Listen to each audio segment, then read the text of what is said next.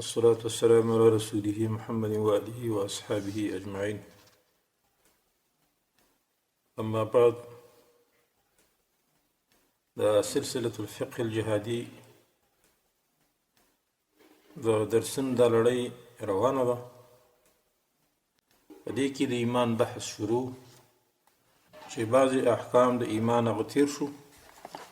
نن انشاءالله د ایمان باقی درس هغه کیږي به. په ننني درس کې زموږ مرتبه د اسلام او د ایمان، یعنې د دوی په منځ کې فرق، د توحید هغه اقسام چې هغه درې قسمونو ته توحید منقسم دی، دا به ذکر کیږي انشاءالله. مخکې د ایمان خبره ذکر شو، د ایمان او د اسلام په منځ کې نن فرق ذکر کوو انشاءالله. اسلام لغت کې غاړه حدود ته وایي، او په شریعت کې هر کله چې دا ذکر شي مطلق، نو د دې دوه حالات دي. یو حال هغه دا دی چې ځان ته ذکر شي، ورسره ایمان نه ذکر نو په دغه وخت کې به د دې نه مراد ټول دین مراد وي. نو د دې نه مراد اصول او فروع وي، که هغه اقوال وي که افعال وي، د دې نه به دا مراد وي. کله چې دا ځان ته ذکر شي، ایمان ورسره نه ذکر. د دې دلایل ډیر دي. الله سبحانه وتعالی فرمایي ان الدین عند الله الاسلام، یقینا دین هغه غوره شوی دین د الله په نسبت باندې اسلام دی. سورة مائده کې الله فرمایي ورضیت لکم الاسلام دینا، ما تاسو دپاره د اسلام دین منتخب او غوره کړ. سورة العمران کې الله فرمایي ومن یبتغ غیر الاسلام دینا فلن یقبل منه، چا چې د اسلام نه بل دین طلب کو، هرگز به د هغه نه قبول نه کړی شي. سورة بقره کې الله فرمایي یا ایها الذین آمنوا ادخلوا فی السلم کافه، ای ایمان والو تاسو په دین کې ټول داخل شئ. د دې نه مراد ټول شریعت مراد دی. نور آیتونه هم شته، او حدیث کې راځي معاویه بن حیدر رضی الله عنه د رسول الله نه تپوس کوي مل اسلام، اسلام څه ته وایي؟ رسول الله صلی الله علیه وسلم ورته جواب ورکوي ان تقول اسلمت وجهي لله وتخليت، چې ته دا خبره وکړي چې ما اسلام راوړی، ځان مې تابع کړی د الله سبحانه وتعالی، وتخليت ما براءت کړی د نور الهونو او دارنګه د طواغیتونو.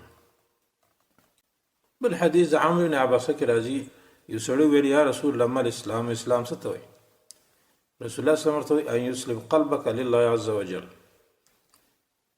چې ته خپل زړه منقاد کې تابع کې د الله سبحانه وتعالی، وان یسلم المسلمون من لسانک ویدک، چې مسلمانان ستا د ژبې نه او ستا د لاس نه په امن کې شي.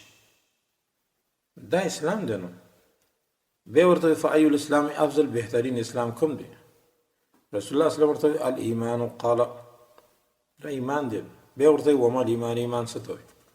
قال رسول الله صلی الله علیه وسلم تؤمن بالله، ایمان لري ته په الله باندې، په ملائکه باندې، په کتابونو باندې، په رسولانو باندې، والبعث بعد الموت، دارنګي بعث بعد الموت، رستو د مرګ نه زندګۍ باندې ایمان لرل. نو غرض مې دې کې دا و چې نبی رسول الله صلی الله علیه وسلم دلته ایمان اسلام وګرځو، ایمان د اسلام یو حصه وګرځوله. په بل روایت کې راځي رسول الله صلی الله علیه وسلم فرمایي اذا اسلم العبد فحسن اسلامه، کله چې یو بنده اسلام راوړي او اسلام ښه کړي، اسلام باندې پوره عمل وکړي، نو كتب الله له كل حسنه، الله د ته هر نیکي لیکي کان ازلفها، چې کومه د کړي وي، ومحيت عنه كل سيئه ازلفها، او هر هغه بدي ته ختمه کی کومه چې کړي وي. دا حدیث امام نسائی راوړی. نو غاړه خودل ظاهر کې بغیر د ایمان نه او د اعمال ظاهرو نه، نو دلته دې حدیث کې د څه ویل شو؟ اسلام ویل شو. او په عام حالاتو کې چې موږ صرف غافل بغیر د اعمال صالحون دا منافقتی او په دې حدیث کې د تنیکانی ولیکل شوی او بدن ته ختم کړی شو دا دلیل دی په دې خبره چې دی حدیث کې د اسلام نه ایمان هم مراد ده نه یوازې اسلام ظاهری نو دا اول حال شو د اسلام دویم حالت د اسلام چې هغه ذکر شي د عقیده سره نو دلته به بیا مراد اعمال او اقوال ظاهره مراد کله چې دا د عقیده سره یو ذکر شي نو مراد ته اسلام ټول مراد نه وي بلکې صرف اعمال او اقوال ظاهره مراد وي سورۃ حجرات کې الله فرمایي قالت الاعراب آمنا باندې چین وای چې موږ ایمان راوړل قول ورته لم تؤمنوا تاسو ایمان نه راوړل ولكن قولوا اسلمنا ولما يدخل الايمان في قلوبكم تاسو زنه کې ایمان نه داخل شوی تاسو صرف اسلمنا یعنی ظاهری اعمالم د اسلام دي نو زنه کې تاسو اسلام نشته بل حدیث کې راځي کله چې سعید رضی الله عنه د رسول الله ته پوښتنه کوي هغه ته پوښتنه چې سعید رضی الله عنه د یو کس په حق لو ویلي فوالله اني لاراه مؤمنا قسم په الله چې هغه مؤمن ګورم مؤمن دی رسول الله صلی الله علیه وسلم او مسلمون مسلمان دی مؤمن او تموا یعنی ته دا په ایمان باندې خبر نه بلکې دا په اسلام باندې خبرې چې هغه ظاهر سره تعلق لري عمل ظاهر اوسه دسی ورته نو چې د مؤمن دی په بل روایت نسائی کې راځي لا تقل مؤمن وقل مسلم دسی مو وایي چې د مؤمن دی بلکې وایي مسلمان دی نور آیات او حدیث هم په دې باندې دلالت کوي چې کله اسلام د عقیده سره یو ځای ذکر شي نو مراد نه اسلام هغه اعمال ظاهری د اسلام مراد وي عقیده به مراد نه وي او چې کله ځان ته بغیر د عقیده نه کومځای کې ذکر شي ایمان سره ذکر نشي ناغه نه به مراد ټول دین دی دا وی مرتبه د اسلام دویم دوستانو مرتبه د ایمان ده ایمان لغت کې تصدیق ته ویل کیږي لکه د یوسف علیه السلام ورونو څو ویل وما انت بمؤمن لنا ته موږ تصدیق نه کې د باب چې په شریعت کې ایمان حیثیت دی نو د دې هم دوه حالات دي یو حالت دا دی ځان ته ذکر شي د یو شي سره نږدې نه وي ذکر شوی چې اسلام ورسره ذکر وي نو په دا وخت کې به مراد ټول دین مراد وي لکه څنګه چې د اسلام نه ټول دین مراد د دې دلایل دا دي الله ولي الذين امنوا يخرجهم من الظلمات الى النور سورۃ بقره کې الله فرمایي الله دوسه دا کسان چې ایمان راوړل او باسي دوی د تیارو د شرک او د کفر نور طرف ته بل ځکه الله فرمایي والله ولي المؤمنین الله دوست د مؤمنانو بل ځکه سورۃ ابراهیم کې الله فرمایي وعلى الله فليتوكل المؤمنون الله باندې ځان سپاریا مؤمنان دا نه مجادله او تغابن کې سورۃ مائده کې وعلى الله فتوکل ان کنتم مؤمنین الله باندې تاسو ځان مسپاره کې تاسو ایمان والي او حدیث کې مرضی لا يدخل الجنه الا نفس مؤمنه جنت ته نه داخلي کې مگر مؤمن نفس نو هر کله چې الله سبحانه وتعالى د ایمان حصر وکړو په هغه چا کې چې هغه په دین باندې عمل والي د دین په اوامرو په نواهی باندې د ملتزم وي باطن او ظاهر نو دلته مراد نه هم ټول دین مراد وي لکه بل الله فرمایي انما المؤمنون الذين اذا ذكر الله وجلت قلوبهم یقینا ایمان والا کسان دي کله چې یاد کړی شي نام د الله تعالی وجلت قلوبهم نه ویریږي و اذا تليت کله چې ولستل شي علیهم په دوی باندې آیاتونه د الله زادتهم ایمانا و ایمان زیاتی وعلى ربهم يتوکلون پر خپل باندې دوی ځان نسپاري الذين دا کسان یقیمون الصلاة چې پابندي کوي د مانځو ومما رزقناهم دا مال نه چې ورکړل موږ دوی ته انفقون خرج کوي اولئک هم المؤمنون حقا دغه صفاتونه والا یقینا مؤمنان دي رښتینی لهم درجات عند ربهم دوی د پاره درجې دي در په نسبت باندې او مغفرت او رزق کریم او بخنه د خیسته رزق دی بل ځکه الله فرمای انما المؤمنون الذين امنوا بالله ورسوله ثم لم يرتابوا یقینا مؤمنان هغه کسان دي چې ایمان راوړي په الله او په رسول باندې به شک نه کوي به په خپل ایمان کې ګوره شک نه کړي جهاد کړي په مالونو باندې او انفسهم فی سبیل الله په نفسونو ولار د الله تعالی کې اولئک هم الصادقون دا کسان هم دوی رښتینی دي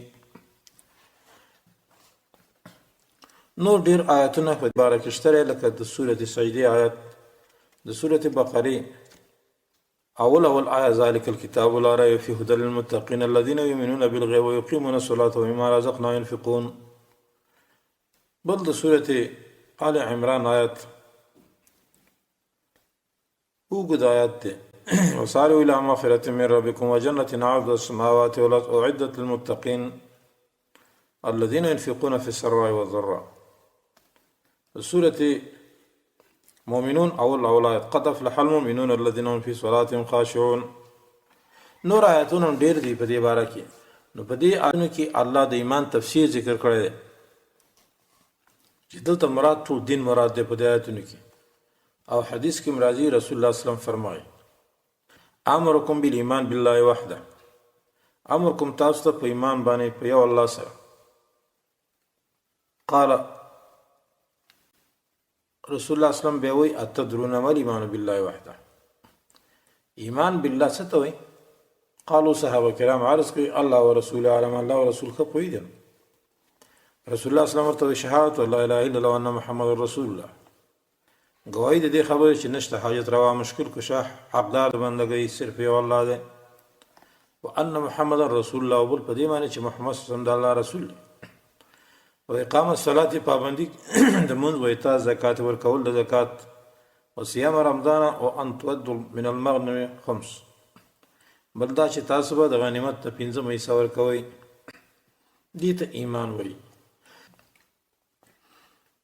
نو رسول الله صلی الله علیه وسلم روزي د رمضان د ایمان نو ګرځول همدارنګه ليله القدر ادا د اماناتو او جهاد او حج او اتباع د جنایزو په نور حدیثو کې هم نبی اسلام د ایمان حصہ ګرځول صحیحانو کې حدیث ته او مسلم کې هم راځي او غیره کتابونو کې الایمان بيض 70 شعبه ایمان څه د پاسه او یا شعبې دي فاعلاها قول لا اله الا الله وچته شعبې لا اله الا الله او ادناها اماته الاذى عن الطريق کمه به د رګول د ضروري شي د لارې نه نو دا شعبې چې کوم په قران عظیم شان کې راغلي دي او یا په سنتو کې راغلي دي په مختلفو ځایونو کې بعضی هغه دي چې هغه د زړه عمل دی د زړه سره تعلق لري بعضی د جبه سره او بعضی اندامونو سره هر کله چې مونږ جامع کون کې یو د ټولو د زړه سره تعلق لري په مونږ کې داسي ځکه نیت د زړه سره تعلق لري نام په مونږ کې شامل دی عمل سم تعلق لري د جبه سم تعلق لري او د اندامونو سره هم تعلق لري نو الله سبحانه وتعالى مونږ ته ایمان ویو لکه سورة بقره کې الله فرمایي وما كان الله ليضيع ايمانكم ندى الله تعالی چې تاسو ایمان ضایع کی مراد تنمون مراد حدیث کې مرادي عبدالرحمن بن یزید فرمایي چې موږ د عبدالله بن مسعود سره ناستو نو موږ د نبی رسول الله صلی الله علیه وسلم صحابه کرام ذکر کو چې دوی ډیر موږ نه مخ کی نو عبدالله بن مسعود رضی الله عنه فرمایي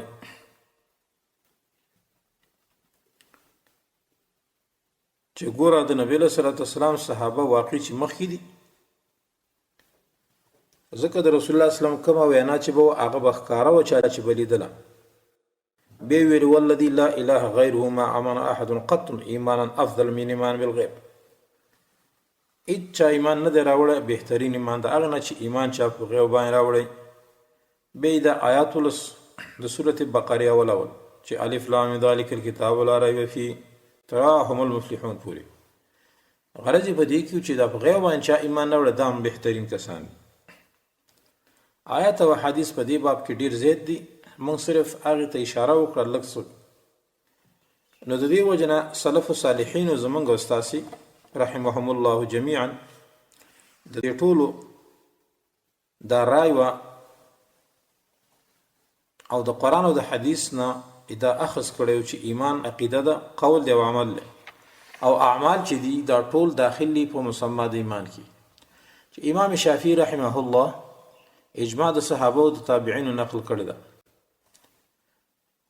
او سلف صالحینو په هغه چا باندې ډیر سخت رد کړی دی، شدید رد، چې هغوی اعمال د ایمان نه وباسي، بلکې دا ویلي دي چې څوک اعمال د ایمان حصه نه ګڼي دا یو قول محدث او بدعت عمل دی، لکه سعید بن جبیر، میمون بن مهران، قتاده او ایوب سختیانی او امام نخعی، امام زهری، ابراهیم او دارنګي یحیی بن ابي کثیر او امام سوری، امام موزاعی، عمر بن عبد العزيز. امام ثوری رحمه الله فرمایي هو رای المحدث، دا نوی بدعت رای پیدا شوی دا چې څوک وایي چې عمل د ایمان حصه نه ده، بیا وایي ادرکنا الناس علی غیري. ما خو خپل سلف په دې باندې نه موندلي لکه څرنګه چې دا اوسني خلک خبرې کوي. امام اوزاعي وایي چې مخکې سلف ما موندلي لا یفرقون بین العمل والایمان، چې هغوی به د عمل او د ایمان په منځ کې فرق نه کوو. مخکې موږ د عمر بن عبدالعزیز پرون درس کې هغه قول ذکر کړ چې کوم بخاري ذکر کړی چې فإن الایمان فرائض و شرائع فمن استکملها استکمل الایمان. د ایمان دپاره فرایض او شرایع او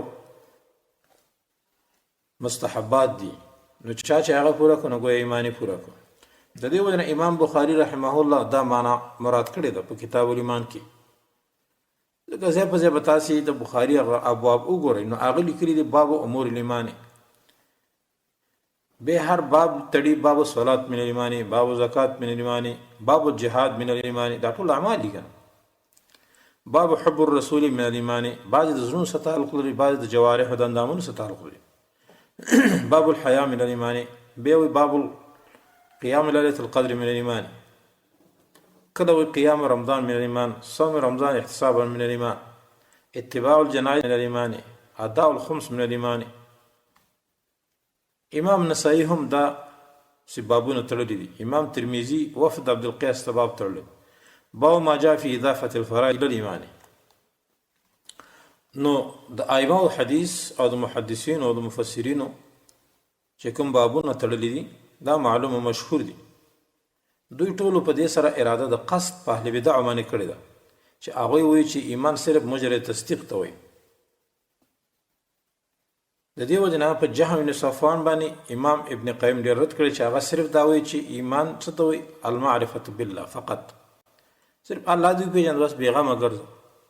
نو د جهم بن صفوان په نسبت باندې بیا په ځمکه هېڅوک نه کافر کېږي، ځکه چې د الله معرفت هر کافر ته معلوم دی. امام ابن قیم ډېر ښایسته رد کړی دی په قصیده نونیه کې په ده باندې. هغه وایي و اقرار العباد بانه خلاق ومنتهى الايمان والناس في الايمان شيء واحد كالمشت عند تماثيل الاسنان. د جهم بن صفوان په باندې به ایمان یو شی، کافر او مشرک او مرتد ټول یو شی، لکه د ګومنځ هغه غاښې ټول یو شان دي. امام ابن قیم رحمه الله قصیده نونیه کې بیا فرمایي وسل اليهود وكل عقل في المشركين عبد المسيح مقبل الصلبان. تاسو خو د یهود نه تپوس وکړئ او هغه مشرک چې هغه ناسنت دی، عیسی علیه السلام عبادت کوونکی او صلیب والا، هغوی هم دا مني. واسأل ثمود وعادا بل سل قبلهم اعداء نوح امة الطوفان. نوح علیه السلام د قوم نه چې هغوی کافرانو الله یې منع کړه. بیا اخره کې وایي هل كان فيهم منكر الخالق الرب العظيم مكون الاكوان. دې ټولو کې داسې څوک نه و چې هغه منکر د خالق نه. نو د جهم بن صفوان په نسبت باندې مشرک په دې دنیا کې نشته، ځکه هغه وایي چې ایمان معرفت د الله دی، الله چې دوی پېژني نور چې څه کیا کوه. مرجئه او کرامیه وایي چې ایمان اقرار په ژبه باندې دی اگر که د زړه تصدیق نه وي. نو منافقان د دوی په نسبت باندې بیا مؤمنان دي، حالانکه الله د منافقانو په حق لڅوي ولا تصلي على احد منهم مات ابدا ولا تقوم على قبر انهم كفروا بالله ورسوله بل ځای وتزهق انفسهم وهم کافرون. ای پیغمبر مون مکه په یو د دوی باندې او مولا په قبر ودرېږه، یقینا دوی کفر کړی په الله او په رسول باندې، حالانکه د هغوی اقرار باللسان خو وکړه. نو د مرجئه او کرامه په نسبت باندې په کار ده چې دوی هم مسلمانان وي کنه. نور آیتونه هم شته. ځکه دوی په شهادتینو باندې نطق کړو په جواب باندې، لیکن الله د دوی په دغه دعوه باندې رد وکړ چې دا دروغ ده. بعضې خلک بیا دا وایي چې ایمان تصدیق په زړه باندې دی او اقرار په ژبه باندې دی، او دام ظاهر البطلان قول دی، صحیح قول نه دی. ځکه چې ارکان د اسلام ظاهره چې کوم حدیث د جبریل کې ذکر شوی دا به اوباسي د ایمان نه. خوارج هغوی بیا دا قول کوي چې کوم اطاعت چې راغلي دا ټول فرض او که نفل دا ټول ایمان دی. خو دا قول هم د دوی غلط ځکه دی چې نبی رسول الله صلی الله علیه وسلم تعلیم چې کله ورکو هغه وفود د عربو ته، د عربو وفد به کله راغی د اسلام تپوس به کوو، د ایمان تپوس به کوو. لکه حدیث کې چې راځي چې صحابي راغی ورته د الله رسوله چې کله ورته ایمان او اسلام وخود ویل هل علی غیرها قال لا الا ان تطوع شیئا، که ته نفل کې نو خیر، هغه زیادت دی په دې کې. نو داسې نصوصو نه منلي د دوی په قول باندې. دویم حالت د ایمان دوستانو هغه دا چې ایمان کله یو ځای د اسلام سره ذکر شي نو بیا به عقیده مراد وي، باطن عقیده. لکه الله فرمایي والذین آمنوا وعملوا الصالحات، اکسان چې ایمان راوړل نیک عمل کړی. داسې آیتونه سورة نساء، اعراف، عنکبوت، فاطر او شورا او سورة محمد کې. لکه حدیث کې راځي د ابو داود حدیث دی، نبی رسول الله صلی الله علیه وسلم نه د جنازې دعا نقل ده، اللهم من احیته منا فاحیه علی الاسلام، یا الله څوک چې ژوند کې د موږ نه نو یا الله په اسلام یې را ژوند کې، ومن توفیته منا فتوفه علی الایمان، څوک چې وفات کړي نو یا الله په ایمان وفات کړي. ځکه اعمال دا په اندامونو باندې وي، نو دا په زندګۍ کې ممکن وي. هر چې د مرګ په وخت کې نو دا به صرف د زړه عقیده پاتې کېږي. نو ځکه وفات سره ایمان ذکر کو او د اعمالو سره اسلام ذکر کو. لکه حدیث د انس کې راځي د احمد رحمه الله مسند کې، الاسلام علانیه والایمان فی القلب، اسلام علانی تویل کېږي چې څوک اعمال ظاهره کوي دي ته مسلمان وي، او ایمان چې دا په زړه کې دی. نو حاصل خبره دا شوله چې کله هر یو اسلام او ایمان ځان ته ذکر شي نو به په فرق نه وي، د ایمان اطلاق په اسلام باندې کی او د اسلام اطلاق په ایمان باندې کی، او دارنګه چې هر یو ځان ته ذکر شي نو ټول دین ته به شامل وي. د دې وجنه او کله ځان ته ذکر شي نو بیا به هغه ایمان به د زړه سره تعلق لري او اسلام به د عقیدې سره تعلق لري. نو دا د اسلام او د ایمان په باره کې د هغوی دغه مرتبو او دارنګې د هغوی په منځ کې فرق. موږ مخکې ویلو چې د توحید هغه اقسام به موږ انشاءالله ذکر کوو،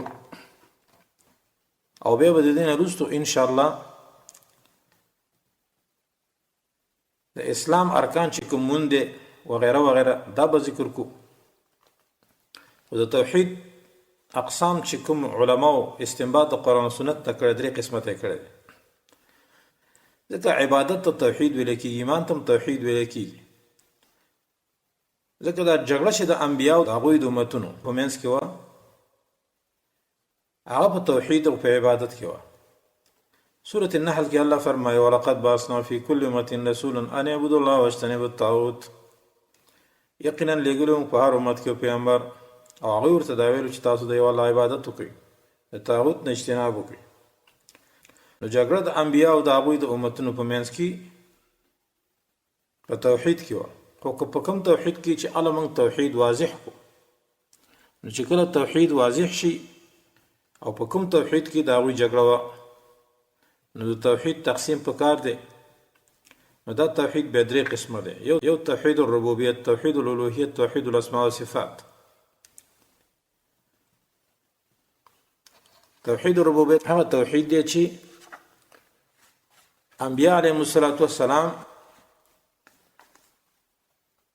ته کوم حکایت چې الله سبحانه وتعالی کړی دي نو انبیاء د هغوی سره په توحید ربوبیت باندې جګړه نه وه بلکې هغوی سره په توحید الالوهیت باندې جګړه وه د خپل قومونو سره وجه دا وه چې توحید الربوبیت هغوی هم منلو جګړه په توحید الالوهیت کې وه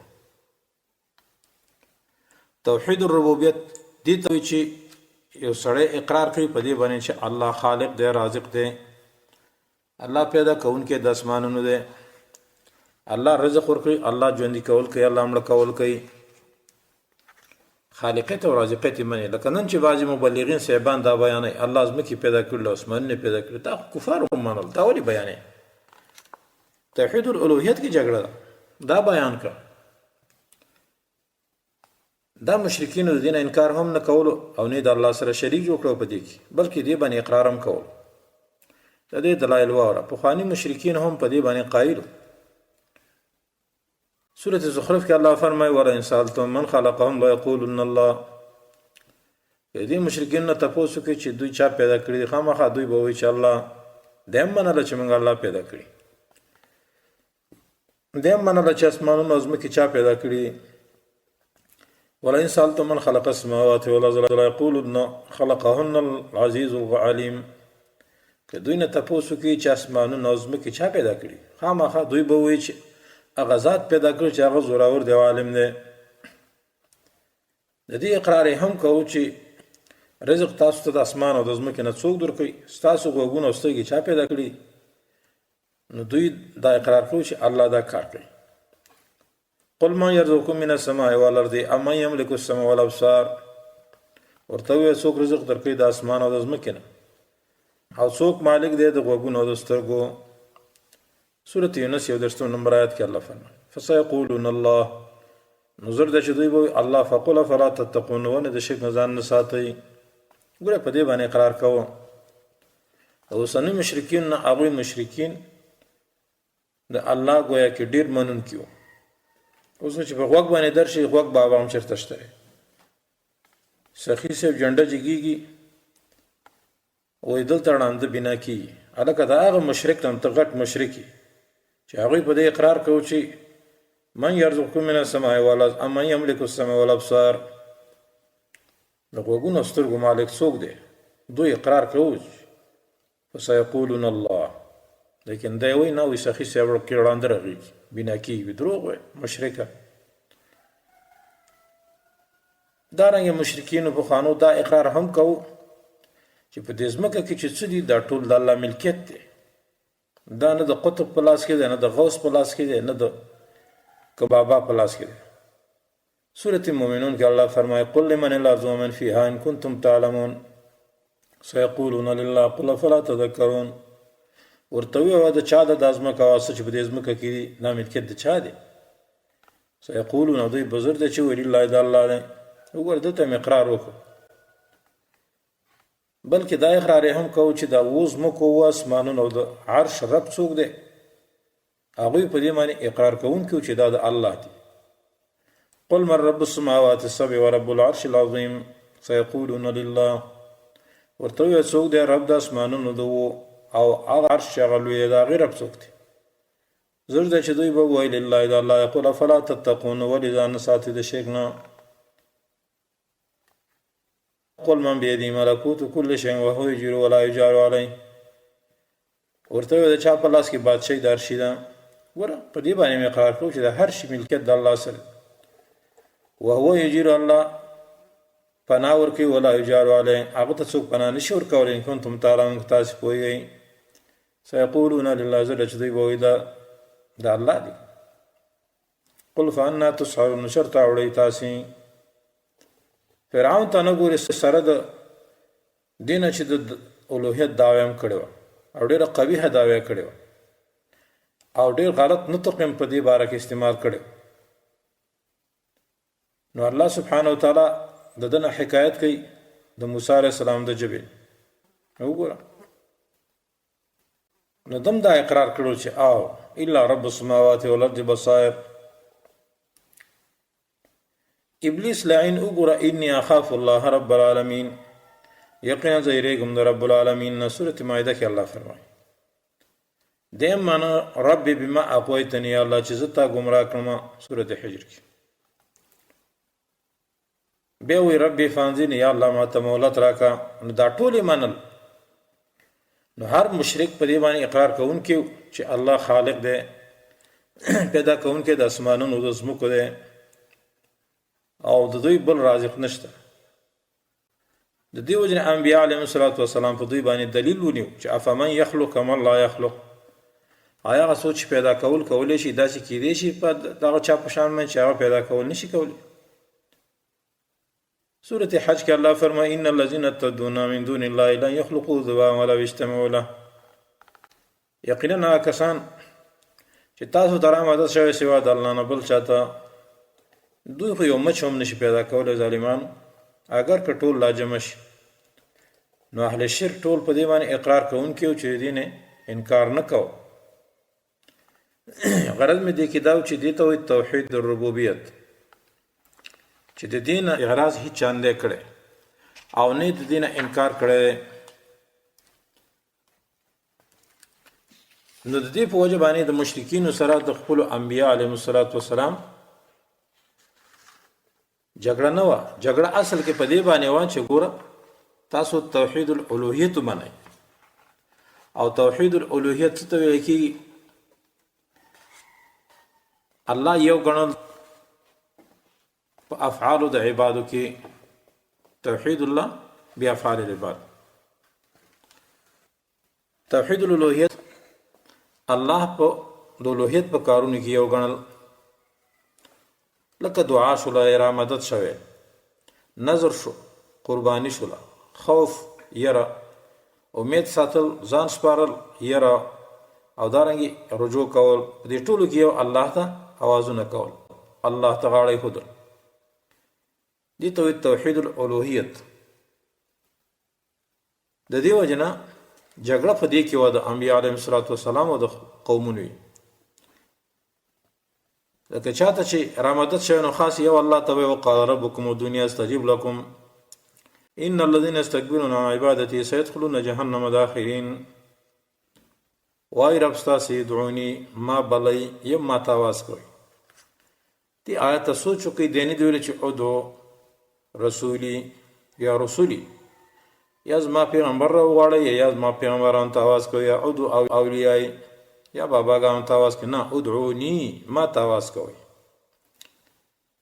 استجب لکم، نو ستاسو دعا به زه قبوله کړم.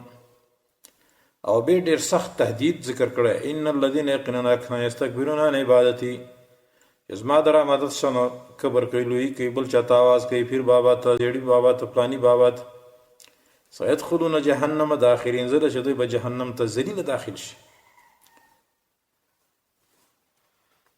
عبادت څه ته ویل کېږي؟ اخلاص الله لره یوازې، او متابعت نبی رسول الله والسلام ته یوازې، دې ته عبادت ویل کېږي.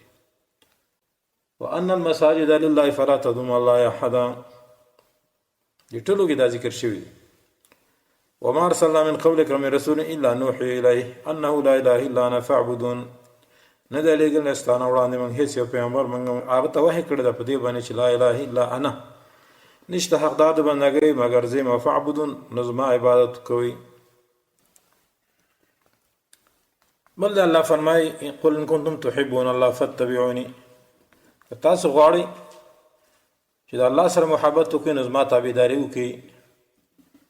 فاتبعوني، پیغمبر تابعداري وکړئ نو یحببکم الله، الله به ستاسو سره مینه وکړي او بخښنه به وکړي ستاسو د ګناهونو. والله غفور رحیم، الله بخښنه کوونکی مهربانه دی.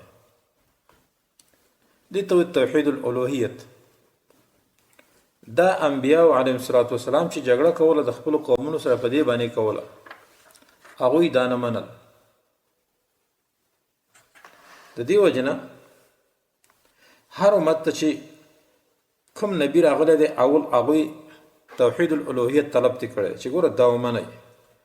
دیو ته نه وایي چې ته اسمان منې، ځمکه منې او که نه، نه، هغه یې منلې واسې، لیکن توحید الالوهیت یې ورسره نه منه. د دې وجه نه الله سبحانه وتعالی انبیا علیهم السلام راولېږه، او د توحید الالوهیت د بندگانو نه مطلوب دی. د دې وجنه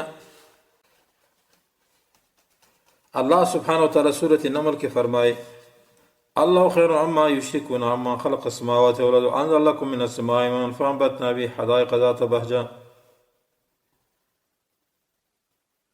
د سورة النمل دی آیاتونو کې الله سبحانه وتعالی په دوی باندې په توحید ربوبیت او په توحید الوهیت کې دلایل نیولي دي چې تاسو دا نور د الله سره برابروي په دې کې دا کارونه غیر الله کولای شي چې دا تاسو هغه ته منسوب کوئ.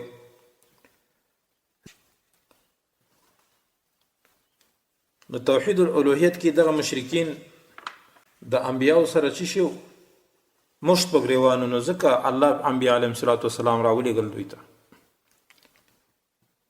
دریم قسم توحید دوستانو هغه توحید د ذات او اسماء او صفات دی.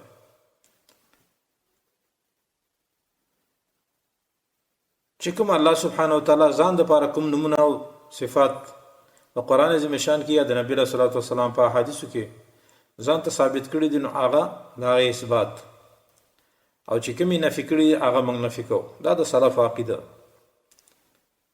سورة اخلاص په دلیل دی قل هو الله احد الله الصمد، ورته الله یو دی، الله بنیاد دی، لم یلد ولم یولد، نی ولد شو نی والد شته دی، ولم یکن له کفوا احد، او دلره هم مثله هم نشته. او سورة اعراف کې الله فرمایي ولله الاسماء الحسنى فادعوه بها، الله لره ښایسته نومونه دي، په هغه سره د الله نه غواړئ کنه. لیس کمثله شیء وهو السمیع البصیر، الله په مثل باندې بل شی نشته، الله اوریدونکی او لیدونکی. د دې وجنه که موږ تاسو سوچ وکړو نو قرآن عظیم شان ټول توحید دی د اول نه تر اخره پورې. دا درې قسمه توحید څه چې قرآن عظیم شان راغلی د توحید د اثبات لپاره دی. ځکه هر صورت چې موږ تاسو وګورو دا به د ټولو توحیدو تکامل وي، ځکه قرآن به یا خبر وي د الله تعالی نه، داغه د اسماء نه، داغه د افعال نه، داغه د اقوال نه، دته وي توحید علمی خبري. ځکه چې الله به قرآن عظیم شان کې ذکر کوي چې ګوره د الله دا نوم دی، د الله دا کار دی، الله دا قول دی، دته توحید علمی خبري وي. یا به دعوت وي د الله عبادت ته، او دته به دعوت چې ګوره د غیر الله عبادت پرېږدئ، دته توحید ارادي طلبي. دریم یا به دا امر وي یا به نهي قرآن کې چې ګوره دا کار وکئ، دا مه کوئ، د الله اطاعت وکئ، دا پرېږدئ او دا وکئ. دته وي د توحید حقوق او د هغې مکملات. توحید چې کامل کېږي په دې باندې مکمل کېږي کنه چې کله د الله اوامر او نواهی ومنئ، د هغې اطاعت وکړي په دې کې. څلورم نمبر کې یا به قرآن خبر ورکړي د اهل توحید د عزت نه چې ګوره که توحید دی ومنو نو الله به یې دا عزت وکړي، جنتونه به درکړي، حورې به درکړي، غلمان به درکړي، په دنیا کې هم درته عزتونه درکړي، په آخرت کې هم. دې ته جزا د توحید وي. توحید یې منلی دی نو الله ځکه ده ثوابونه ورکړي. یا به خبر وي د اهل شرک نه، د کفارو نه چې ګوره په دنیا کې به دوی باندې دومره عذابونه الله راوستي، توحید یې نه ومنلی که نه، او په آخرت کې هم د دوی دومره عذاب دی. نو دا جزا ده د هغه چا چې د توحید نه ووځي. نو قرآن ټول گویا کې توحید په باره کې، د حقوقو په باره کې دی، د توحید د جزا او د ثواب په باره کې دی، او دارنګه د شرک او د مشرکین او د کفارو د هغوی د جزا په باره کې دی. شیخ الاسلام ابن تیمیه رحمه الله فرمایي کوم توحید باندې چې انبیاء علیهم السلام راغلي دي هغه متضمن دی اثبات د الوهیت لله وحده دپاره، چې هغې ته توحید الالوهیت وایي، چې دا خلق توحید الوهیت ومني او ولا یتوکلوا الا علیه، توکل ونه کړي مګر په دې الله باندې، دوستی د الله د رضا لپاره، دشمنی د الله د رضا لپاره، یو عمل نه کوي مګر د الله د رضا لپاره یې کوي. او انبیاء علیهم السلام چې راغلي د ټولو دعوت عبادت د یو الله ته کړی، ابراهیم علیه السلام هم دعوت کړو خپل قوم ته قد كانت لكم أسوة حسنة في إبراهيم والذين معه إذ قالوا لقوم إنا براء منكم ومما تعبدون من دون الله سورة ممتحنة کې وګوره یقینا شته ستاسو لپاره ښایسته نمونه په ابراهیم علیه السلام کې هغه کسان چې د سره کله چې قوم ته ویل یقینا موږ بیزاره یو تاسو نه د هغې نه چې تاسو عبادت کوئ سوا د الله نه نو د دې وجې نه قرآن عظیم شان ټول توحید دی چې د هر قسم توحید متضمن دی دا قرآن عظیم شان نو دا د توحید هغه اقسام ایمان بالله ذکر شو توحید اقسام ذکر شو اوس ایمان بالملائکه ذکر کو کوم چې په آمنت بالله کې ذکر ده آمنت بالله و ملائکته ملائک دا د الله بندگان دي او دا استاذ دي د الله او د هغه د رسولانو په منځ کې دا عزتناک بندگان دي د الله ذاتن او صفتن او افعالا د الله تابعدار دي الله پیدا کړی نور نه د خپل عبادت لپاره نه د الله نونه دي نه اولاد دي او نو سره شریک دي لکه څنګه چې ظالمان دا خبره کوي او الله ځای په ځای په هغوی باندې رد کړی دی د ملایکو ډېر اقسام قرآن عظیم شان کې الله ذکر کړي دي خو موږ دا مسله رانغاړو په ډېر اختصار سره انشاءالله الله چې کوم کارونو دپاره دوی پیدا کړي دي مختلف اقسام دي د دوی تقریبا 14 قسمه ملائک دي تعداد د دوی الله ته معلوم دی اول قسم یې هغه دي چې هغه په وحي باندې موظف دي د دوی وظیفه صرف وحي راوړل دي انبیاء علیهم الصلاة والسلام ته چې هغې ته وایي جبریل امین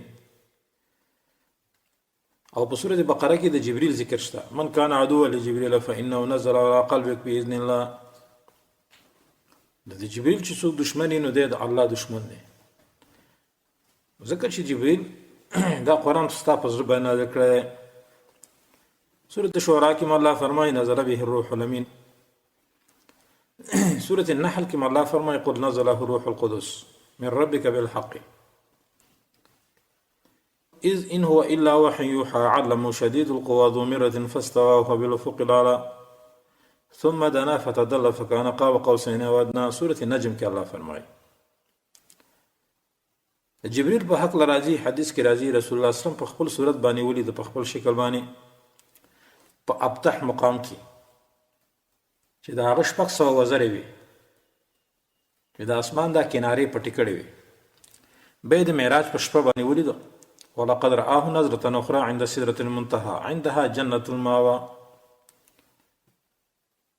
رسول الله صلی الله علیه وسلم جبرئیل امین صرف 2 وارې لیدلو په دې خپل صورتونو باندې او په نور اوقاتو کې د سړي په شکل باندې ولیدو غالبا د دحیة الکلبی صحابي د هغه په شکل کې براته الله سبحانه وتعالى د جبريل په حق لوي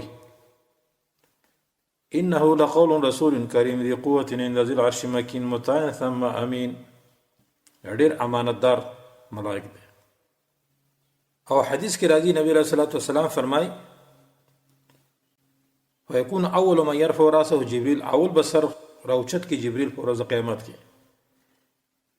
ويكلمه الله تعالى من وحيه بما اراد ثم يمر جبريل بأهل السماوات بیا به جبريل لا پاسيږي او پاسمان والا باندې بګرځي نو د جبريل خبره مې دی پورې کوله چې وظیفه صرف او صرف هغه وحي راوړل دي انبیاء علیهم السلام ته دویم نمبر کې هغه ملائک دي چې هغه په الله سبحانه وتعالى په باران باندې موظف کړي دي هغه ته وظیفه د باران ورکړي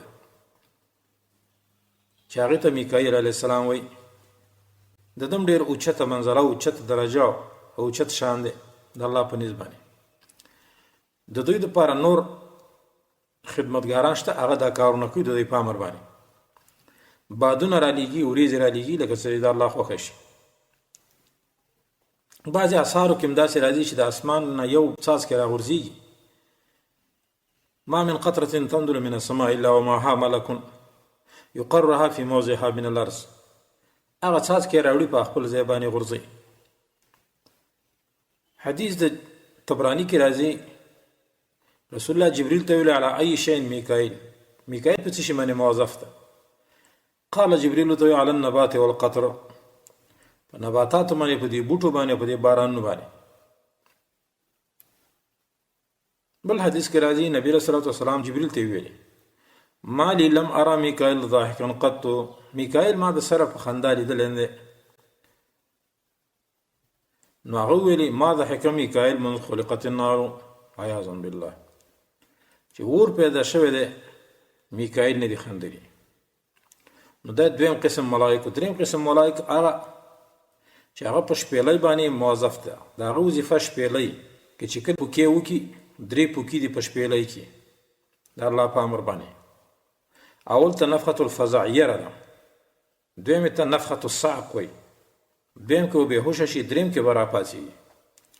دا به وروسته راشي انشاءالله. د دې وجه نه دا دریم قسم ملائک. دا درې ملائکې نبی رسول الله وسلام په دعا کې تهجد په منځ کې وې دعا کومه کوله، هغه به یادول اللهم رب جبريل وميكائيل وإسرافيل فاطر السماوات والأرض عالم الغيب والشهادة أنت تحكم بين عبادك فيما كانوا فيه يختلفون. دا حدیث مسلم کې شته، غالبا بخاری کې نشته، ترمذی کې شته، ابن ماجه وغیره کې. دا درې اوچت ملائک دي. څلورم قسم ملائک هغه چې ارواح قبض کوي، ملک الموت چې ورته وایي. د هغې بعضې بیا خدمتګاران دي چې هغه ارواح د مؤمنانو او د کفارو قبض کوي. بعضې اثارو کې د دې نوم عزرائیل راغلی، خو دا چې د ثابت نه دی. صحیح نوم یې ملک الموت دی. الله فرمایي قل یتوفاکم ملک الموت الذي وکل بکم ثم الی ربکم ترجعون. الله غزت دی چې تاسو نه ساګانې اخلي ملک الموت، بیا به رب ته واپس کېږي ستاسې. بل ځای سورة انفال کې الله فرمایي ولو ترى اذ يتوفى الذين كفروا الملائکه یضربون وجوههم وادبارهم وذوقوا عذاب الحریق. کله چې ته وګورې چې وجنه کسان کافران دي ملائکې بیا په وخت د ځن کدن کې یضربون وجوههم وادبارهم، شاګانې وایي، مخونه یې ولوي، او دا ورته وایي چې تاسو سوځونکي عذاب وڅکئ. داسې نور آیتونه هم راغلي دي. احادیثو کې راځي چې کله د دې ملک الموت هغه نور لښکر راځي د چانه روح اخلي، هغه روح چې اخلي نو د چا عمل چې ښایسته وي نو په ښایسته شکل کې ورته راځي، او کله عمل خراب وي نو په بدرنګ شکل کې ورته راځي. بیا روح راکاږي تر دې چې مرۍ ته راورسي، بیا یې په لاس کې واخلي او بری جګوي. فلولا اذا بلغت الحلقوم وانتم حينئذ تنظرون ونحن اقرب اليه منكم ولكن لا تبصرون. سورة واقع کې الله دا ډېر اوږد بحث ذکر کړی. نو دې ته ملک الموت ویلی کېږي. 4 نمبر کې. 5 نمبر کې هغه ملائک دي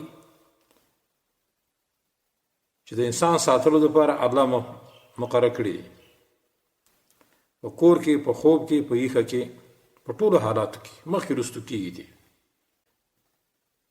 الله سبحانه وتعالی فرمایي سواء منکم من اسر القول ومن جهر به ومن هو مستخف بالليل وسارب بالنهار له معقبات من بين يديه ومن خلفه يحفظونه من امر الله.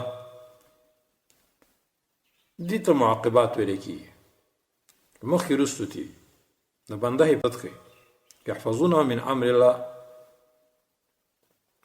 دې دا مطلب نه چې د الله د تقدیر نه ساتي، دا عین تقدیر چې په لار کې یو شی روان او ته بچ کی، نو دا د الله په فضل باندې د ملائکه په واسطه باندې بچ شو.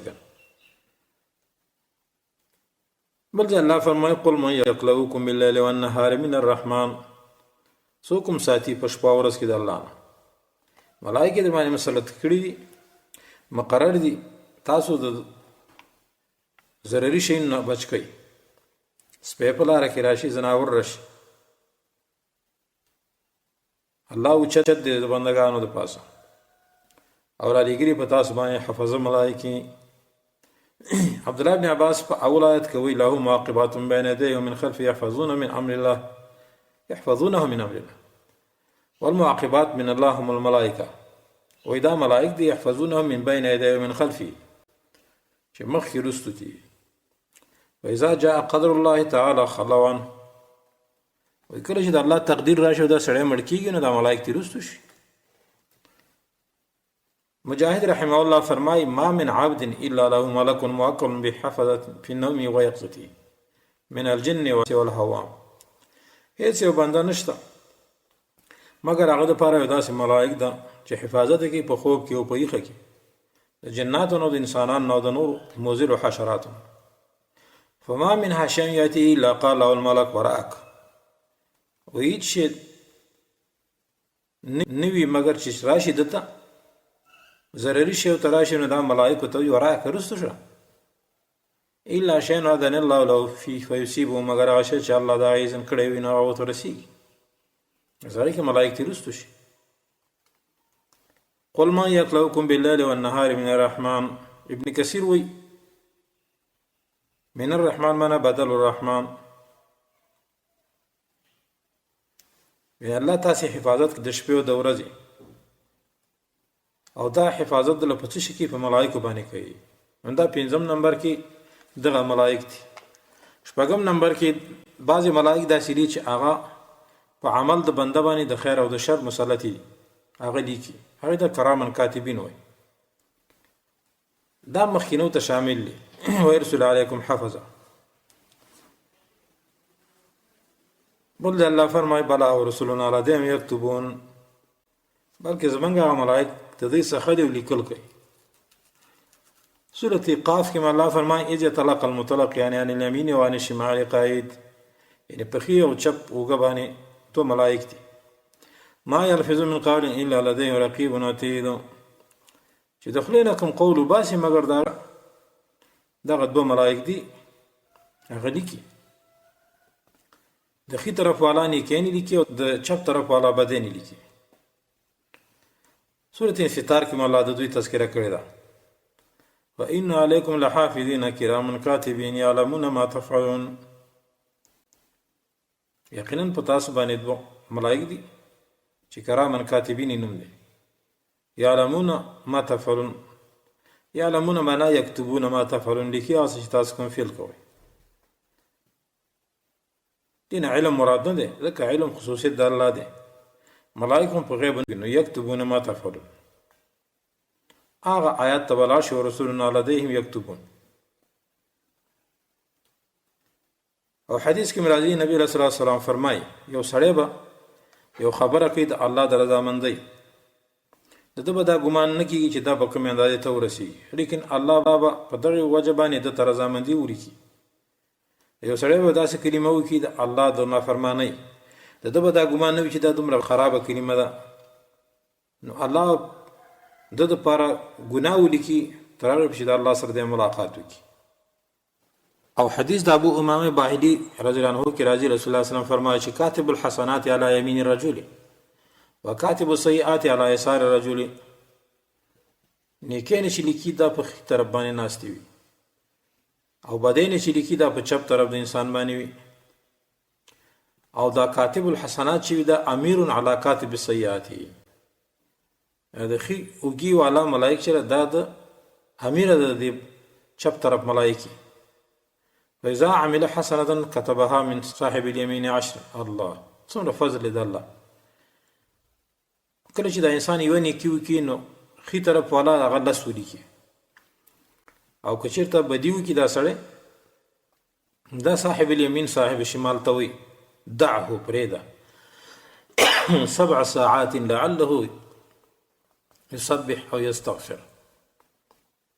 ته پرېږده وګنټې پرېږده کېدای شي یا تسبیح یا استغفار وایي یعنې میلیکه. الله څومره مهربانه ذات دی. حدیث کې راځي نبی صلی الله علیه وسلم فرمایي د ابو هريره حدیث دی ان الله تجاوز لي من امتي ما حدثت به انفسها ما لم يتكلم او يعمل به. الله زما د امت هغه شی معاف کړی دی چې په زړه کې ګرځي خو تر څو چې دوی په هغه خبره باندې خوله راایستلې نه وي او یا عمل کړی نه وي نو د زړه خبره معاف ده. لکه بل حدیث کې راځي الله سبحانه وتعالی وایي چې اذا هم عبدي بسيئه فلا تكتبوها علي. چې یو بنده قصد ګناه وکړي نو ملایکو ته وایي چې مې لیکئ فإن عملها فاكتبوها سیئه نو که ګناه وکړي یو په یو ولیکئ لیکن واذا هم بحسنه فلم يعملها فاكتبوها حسنه کله چې د یوه نیکي وکړي قصد یوې نیکي وکړي او وی نکي نو بیا ورته وایي چې تاسو یوه نیکي ولیکئ ځکه قصد یې کړی فإن عملها فاكتبوها 10 او که چېرته دغه یوه نیکي دی وکړي عمل کې ښکاره کړي نو بیا 10 ولیکئ بخاري کې حدیث دی 2501 نمبر دا ټول احادیث او آیتونه په دې باندې دلیل دی چې دا ملائک په ښي او چپ اوږه باندې الله موظف کړي. حسن بصري رحمه الله دا آیات تلس عن الیمین و عن الشمال قعید د ښي او چپ طرف نه ملائک ناست دي. حسن بصري څه وایي؟ وایي د آدم زویه دا خپله صحیفه دې خوره کړه چې ستا په دې عملنامه کې څه دي. دغه دوه ملائک هغه ښایسته ملائک په مسلط دي د ښي او د چپ طرف نه. هغه ښي طرف والا ستا نیکیانې حفظ کوي هغه لیکي او د چپ طرف والا ستا بدنې لیکي حفظ کوي. وایي ته عمل کوه هغه شی چې کوم ښه وي هغه ډېر کوه چې بد وي نو هغه کم که کنه. هسې نه چې د عملنامه بیا ستا په ورځ د قیامت کې په غاړه کې پرته وي او بیت ته راوباسي. بیا د آیات ولس وكل انسان الزمنا طائره في عنقه ونخرج له يوم القيامه كتابا يلقاه منشورا اقرا كتابك د عملنامه دی ولو لکفا بنفسك اليوم عليك حسيبا دا کافي ده بس. نو دا شپږم قسم ملائک وي.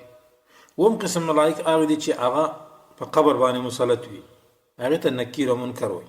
دا وروسته عذاب قبر کې ان شاء الله راشي چې ښایسته سړي ته عمل والا سړي ته په ښایسته شکل کې راځي او بد عمل ته په بد شکل کې راځي. اتم نمبر کې خزنة الجنت ته وایي رضوان الله علیهم السلام. سورة زمر کې الله فرمایي وسیق الذین اتقوا ربهم الى الجنة زمرا حتى اذا جاءوها وفتحت ابوابها وقال لهم خزنتها سلام علیکم طبتم فادخلوها خالدین. جنت ته چې کله جنتیان روان کړی شي ډلې ډلې تر دې چې دوی راشي او دروازې ورته بیته شي نو هغه خازنین د جنت ورته وایي سلام دی په تاسې خوشحاله شئ داخل شئ همیشه همیشه.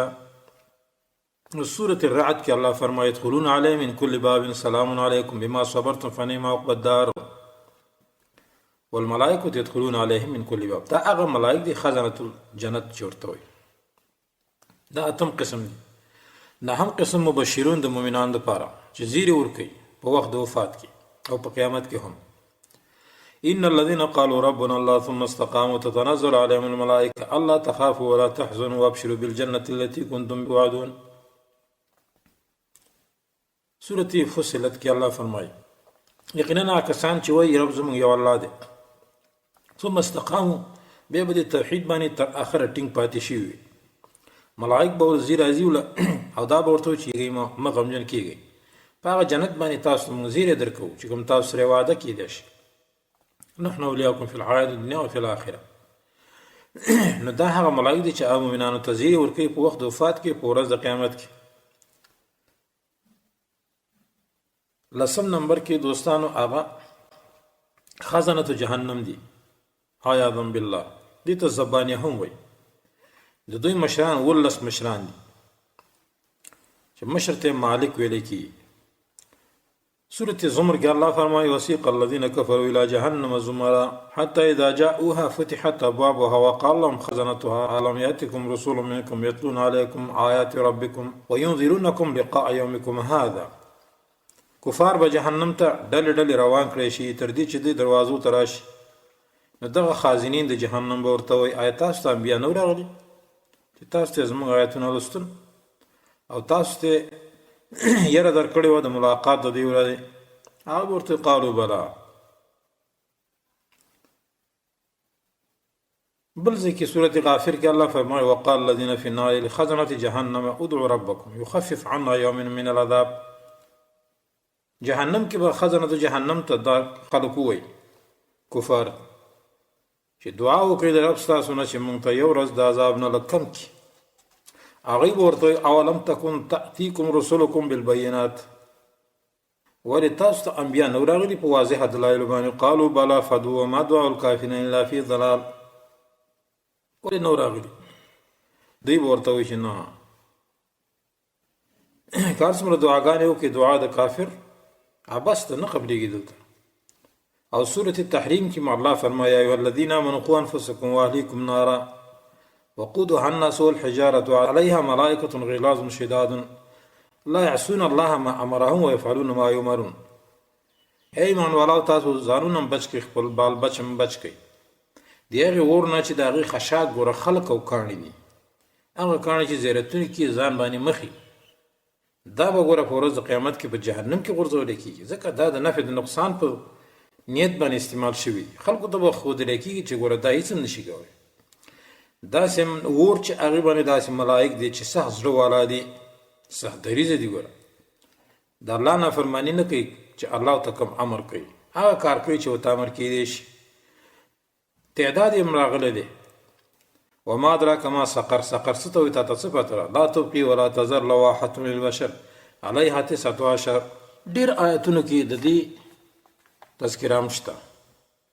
صحیح مسلم کې حدیث ته یوتا بجهنم یوم القیامة لها 70,000 زمام. الله، جهنم به راوستلی شي په ورځ د قیامت کې 70,000 واګې به ورته لګېدلي وي لکه اس ته. کل زمام فی ید 70,000 ملک یجرونها. د هر واګې پورې به 70,000 ملائک نښتې وي راکاږي وي. مسلم کې حدیث دی الجنت وصفة نعیمها. دا 10 نمبر کې. 11 نمبر کې ملائک دي چې هغه د زنانو د رحم په نطفه کې چې کوم معشوم کله پیدا کېږي هغې باندې دوی موظف دي، د هغې وظیفه بیا دا ده. دا حدیث واورئ. رسول الله صلی الله علیه وسلم فرمایي، عبدالله بن مسعود رضی الله عنه وایي هغه صادق او مصدوق دی، ان احدکم یجمع خلقه فی بطن امه. یو د تاسې نه چې کله د خلقت پیدایش د مور په خېټه کې جمع کوي 40 ورځې هغه نطفه وي، صرف اوبه وي، بیا علقه شي د وینې ټوټه، ثم یکون مضغه مثل ذلک، بیا 40 ورځې ټوټه وي د غوښې. نو کله چې ثم یرسل الیه الملک فینفخ فی الروح، 4 میاشتې چې کله ورسیږي نو دا بیا ملائک راشي په هغې کې روح پوکي. ویؤمر باربع کلمات، 4 کلمات ورته امر وکړی شي.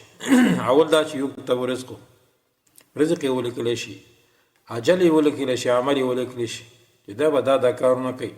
وشقین و سعید، دا سړی بدبخت دی او که نیکبخت دی. دا حدیث بخاري کې راغلی 6594 نمبر حدیث. نور حدیث هم ډېر شته دی. نو په دې کې هغه ملائک الله ته یا رب، ای رب، دا نر دی او که ښځه، یو دی او که 2 دي، پوره ده او که غیر پوره، بعضې سته ماشوم ځایې شي، بعضې 2 وي جوړه وشي، بعضې هلک وي، بعضې جنۍ وي، بعضې بدبخت وي، بعضې نیکبخته وي، رزق به څه وي، نیټه به یې د مرګ څه وي. دا ټول الله دې ته په دغه ځای کې مقرر کړي دې ملائک په واسطه باندې. نو فیکتب الملک کما امره الله عز وجل فلا یغیر ولا یبدل. نو نه متغیر کېږي او نه بدلیږي. ملائک هغه څه ولیکي چې کوم ورته الله امر کوي. دا حدیث بخاري کې شته، مسلم کې شته. 12 قسم هغه حملة العرش ورته وایي، کروبیون ورته وایي. الذين يحملون العرش ومن حوله يسبحون بحمد ربهم ويؤمنون به ويستغفرون للذين آمنوا. الله عرش بار کړی وي، تسبیح وایي په حمد رب باندې، ایمان راوړي په الله باندې، بخښنه غواړي د کسانو په چې ایمان راوړی. څه وایي؟ فاغفر للذین تابوا واتبعوا سبیلک وقهم عذاب الجحیم. سورة غافر کې الله وایي هغه چا دپاره بخښنه غواړي چې توبه وباسي الله ته او ستا د لارې تابعداري کوي او د عذاب د جحیم نه وساتي. ويحمل عرش ربك فوقهم يومئذ 8. سورة حاقه کې الله فرمایي. مفهوم د دې آیات دا دی چې یومئذ د حملة العرش دغه وخت کې 8 نه وي، ځکه مطلب دا دی چې دا په دنیا کې 8 وي، لکه حدیث د ابو داود کې راځي ثم فوق السماء السابعة بحر بين اسفله واعلاه مثل ما بين السماء الى السماء. ثم فوق ذلك 8 اوعال بين اظلافهن. دا وګد حدیث دی.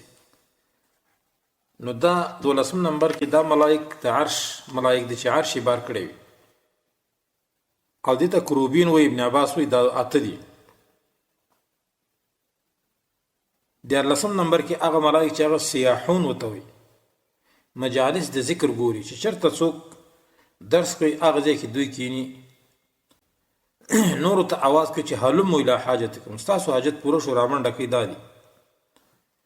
نو هغه ملائکه ورته وګړي د اسمان د دنیا نه راشي تر اسمان د دنیا پورې د ملائکه د وزر خور کړي وي د الله نه دعا غواړي سو یسبحونک و یکبرونک و یمجدونک.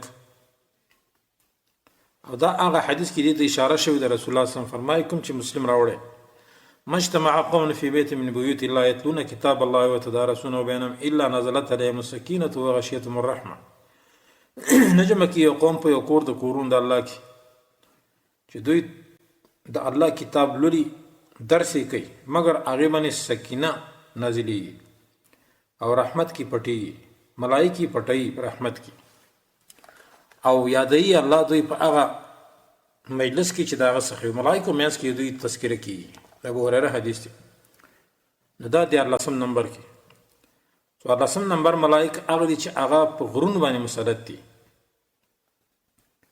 نبی له سلام چې کله بني عبد یالل توت نو پاغي کې قول د جبريل داسې دی چې ان الله قسم یا قول قومك لك وما ردوا عليك. الله ستا قول او استاد قوم قول وارد کړ چې تا تاغوي کوم خبره وکړه. بخاری کې حدیث دی بدل خلق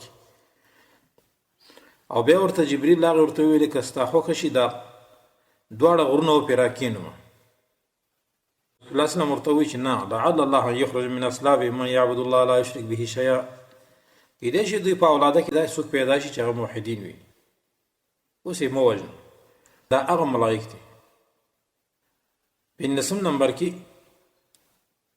هغه ملائک دي چې هغه بیت معمور کې طواف کوي د بیت معمور نه. حدیث د معراج کې راځي چې بیت معمور چې په وم اسمان کې دی او د کعبه په مخامخ واقع دی او که چېرته راغورځي نو په کعبه باندې راغورځي. اسمان کې د بیت معمور دومره عزت دی لکه څنګه چې د کعبه په ځمکه کې دی. هر ورځ ته 80,000 ملائک داخلي چې کله ته یو ورته تاوشي نو به دا غوي تر قیامت پورې نمبر راځي. دا حدیث صحیحانو کې شته دی. نو دا موظف دی په بیت معمور باندې. 14 نمبر کې داسې ملائک چې هغه صفونه دي ستړي کېږي نه. بعضې ولاړ دي رکوع نه کوي بعضې رکوع کوي بعضې سجده کوي چې نه اوچتېږي د رکوع د سجدې نه او نور. وما يعلم جنود ربك الا هو وما هي الا ذكرى للبشر. دا د الله لخر دي نو د الله لخر صرف الله ته پته ده. نبی رسول الله والسلام فرمای انی ارى ما لا ترون واسمع ما لا تسمعون. زاغه سینه چې تاسو نه نه او غساورم چې تاسو نه اورئ. و اسمان چې چنګار وکړو او حق هم اسمان ته داشتره چې دا چنګار وکي ځکه د څلورو غوته په اندازه باندې اسمان کې ځای نشته مګر پاره کې ملائکه سجده کوونکي وي. بیا وی لو علمتم ما اعلم لضحكتم قليلا ولبكيتم كثيرا ولما تلذذتم بالنساء على الفرشات ولخرجتم الى السعودات تجأرون الى الله تعالى. وی که تاسو په دې په اسما چې زه پوهیږم تاسو به ډېر کم خندري وي ډېر ونجړلي وي د خوځنه تاسو خوند نه واخسته غونډې ته به وتی غرونو ته تجأرون الى الله ته دغه حاصله کړې پناه منډې بمواله. بهرحال الله سبحانه وتعالى دې ملائکه ته ډېر عزت ورکړي او دغه داغوی غټ غټ اقسام چې کوم په حدیث او په قران کې ثابت دا د ملائکه په حق له هغه خبرې. دریم نمبر کې په امنت بالله کې امنت بالله و ملائکته و کتبه کتابونه دي. ایمان په ټولو کتابونو باندې دا فرض دی چې کوم کتابونه منزل دي په انبیاء علیه السلام باندې د دې دلایل دا دي. قولوا آمنا بالله وما انزل الينا وما انزل الى ابراهيم واسماعيل واسحاق ويعقوب والاسباط وما اوتي موسى وعيسى وما اوتي النبيون من ربهم لا نفرق بين احد منهم ونحن له مسلمون. سورة بقره کې الله فرمایي او یو چې موږ ایمان راوړو په الله باندې او په هغه څه چې نازل کړی شوي دي موږ ته او چې نازل کړی شوي دي ابراهیم او اسماعیل او اسحاق او یعقوب او د هغوی اولاد ته، او هغه چې ورکړی شوي د موسی علیه السلام او عیسی علیه السلام ته او یا نور انبیاو ته نبیونو ته من ربهم طرفه د رب دوی. سورة العمران کې الله فرمایي قل آمنا بالله وما انزل علينا وما انزل على ابراهيم واسماعيل. او سورة شورى کې الله فرمایي وقل آمنت بما انزل الله من كتاب وامرت لاعدل بينكم. سورة التغابن کې الله فآمنوا بالله ورسوله والنور الذي انزلنا. دینه مراد قرآن مراد دی. ایمان په الله او په رسول باندې راوړی په هغه نور باندې چې موږ نازل کړی. الذين كذبوا بالكتاب وبما ارسلنا به رسلنا فسوف يعلمون. سورة غافر کې الله فرمایي نو معنا د ایمان په کتابونو د الله باندې دا ده چې دا ټول کتابونه د الله منزل کتابونه دي، د الله طرف نه دي، او دا د الله کلام دی، د غیر کلام نه دی. او الله په دې باندې حقیقتا کلام کړی دی. داسې نه لکه د تفتازانی مولا چې وایي چې نه په دې باندې الله کلام نه دی کړی، دا دال دی په کلام باندې، دا غلطي خبرې دي. بلکې الله په خپله په دې باندې تکلم کړی دی او بیا جبریل د هغه نه اورېدلي دي، او بیا نبي علیه السلام د جبریل نه اورېدلي دي، او بیا هغه ته امر کړی په تبلیغ سره امت ته. د دې وجه نه وکلم الله موسی تکلیما. سورة نساء کې الله فرمایي خبرې کړي د موسی علیه السلام سره الله په خبرو کولو سره. وکلمه ربه، ګوره الله ورسره خبرې کړي دي. سورة اعراف کې الله فرمایي یا موسی انی اصطفیتک علی الناس برسالاتي وبکلامی. اے موسی علیہ السلام ما ته غوره کړی په خلکو باندې په خپل رسالات سره په خبرو سره. فاوحى الى عبده ما اوحى. سورة النجم کې الله فرمایي وقرآنا فرقناه لتقرأه على الناس على مكث ونزلناه تنزيلا. بعضې داسې دي چې الله په خپل لاس باندې لیکلي وي، لکه سورة اعراف کې الله فرمایي وكتبنا له في الألواح من كل شيء موعظة وتفصيلا لكل شيء فخذها بقوة وأمر قومك يأخذوا بأحسنها.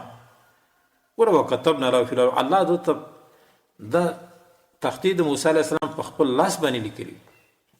نو ایمان په هغه څه باندې چې هغه په امتونو باندې لازم دی، هغه دا چې دوی ته کوم صحف یا کوم کتابونه نازل شوي هغې ته غاړه کړي، په هغې باندې ایمان راوړي او د هغې تابعداري وکړي. انا انزلنا التوراة فيها هدى ونور يحكم بها النبيون الذين اسلموا للذين هادوا والربانيون والاحبار بما استحفظوا من كتاب الله وكانوا عليه شهداء فلا تخشوا الناس واخشوني ولا تشتروا بآياتي ثمنا قليلا ومن لم يكن ما انزل الله فاولئك هم الكافرون. هغه سورة مائده کې الله ډېر آیتونه په دې باندې ذکر کړي. د دې وجه نه ایمان په ټولو کتابونو باندې یو شان فرض او لازم دی. قرآن، تورات، انجیل، زبور وغیره باندې په کوم کتابونه اولنی منسوخ شوي بعضې شرایط د تورات او د انجیل، نو هغې باندې موږ ملزم نه یو، خو ایمان بیا موږ په ټولو باندې لازم دی په هغې باندې ایمان راوړو. لکه ډېر شرایط د تورات او د انجیل منسوخ شوي خو ایمان به پرې راوړي، دا ضرور دی او لازم دی.